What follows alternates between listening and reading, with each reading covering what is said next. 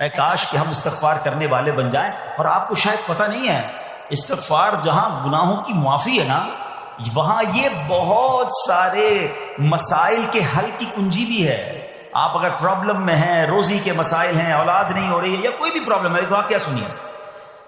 حضرت امام حسن بصری رحمۃ اللہ تعالی، بہت بڑے بزرگ، ایک شخص آیا، آ کر کہتا ہوں بارش نہیں ہو رہی ہے، قحط کی پوزیشن آ گئی ہے، بارش نہیں ہو رہی، دعا فرمائیں، کو وظیفہ عطا فرمائیں.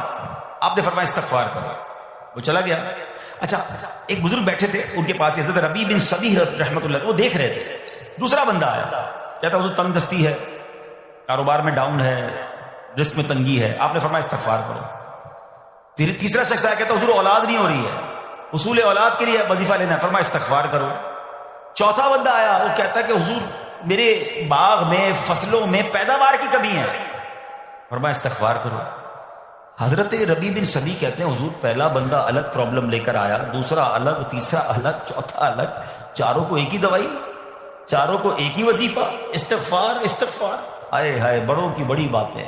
قرآن میں بھی پڑھتا ہوں، قرآن آپ بھی پڑھتے ہیں، مگر دیکھو اللہ والے کیسے پڑھتے ہیں. کیا خوبصورت جواب دیا آپ نے. آپ فرماتے ہیں سورہ نوح پارہ 29 آیت نمبر 10 سے 12 کی آپ نے تلاوت فرمائی. اب ذرا قرآن سنیے گا. بسم اللہ الرحمن الرحیم. استغفروا ربکم انہ کان غفارا یرسل السماء علیکم مدرارا ویمددکم باموال وبنین ویجعل لکم جنات ویجعل لکم انہارا. سبحان اللہ. ذرا سنیے گا، اپنے رب سے معافی مانگو. استغفروا ربکم انہ کان غفارا، بے شک وہ بڑا معاف کرنے والا ہے. اب دے گا عطا کیا فرمائے گا؟ کرم کس وجہ سے؟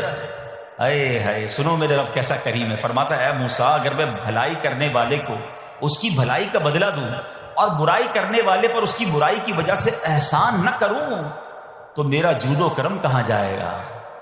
اللہ فرماتا ہے میرا پھر کرم، میری رحمت کس لیے ہے؟ برائی کرنے والا بھی، گناہ کرنے والا بھی مجھے پکارتا ہے، میں اسے بھی لبیک کہہ کر جواب دیتا ہوں.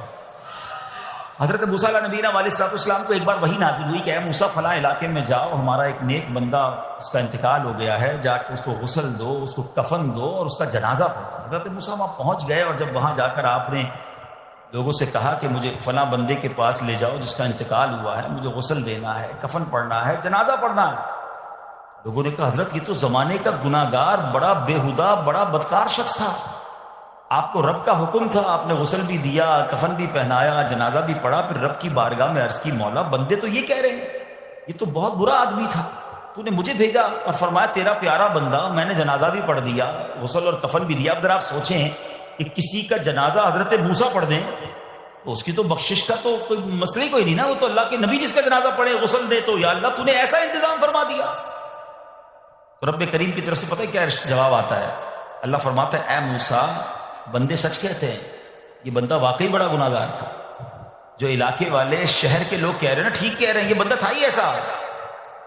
یا اللہ جب اتنا گناہ گار تو اتنی بڑی مہربانی کس وجہ سے؟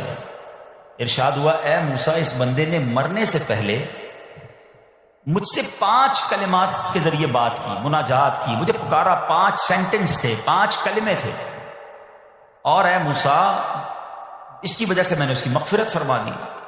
حضرت موسیٰ کہتے ہیں یا اللہ وہ 5 کلمے تو بتا دے، وہ 5 کیسے جملے تھے کہ علاقے میں سب سے مشہور بدکار اور اس کا انتقال ہو تو رب مغفرت بھی فرمائے اور اپنے نبی کو فرمائے جا کے جنازہ پڑھو. تو آپ نے کہا یا اللہ وہ 5 کلمات بتا دے. اب ذرا یہ 5 کلمات سنیے گا. ایکچولی جو بات سمجھنی ہے نا، استغفار ہے کیا، معافی مانگنا ہے کیا، توبہ کیا ہے. اللہ فرماتا نا کہ ہم نے سنا کہ جو بندہ اللہ سے استغفار کرتا ہے اللہ اسے دیکھ کر مسکراتا ہے. اس کی وجہ یہ کہ بندہ رب کی بارگاہ میں اپنے آپ کو سرنڈر کرتا ہے، اپنے گناہ یاد کرتا ہے.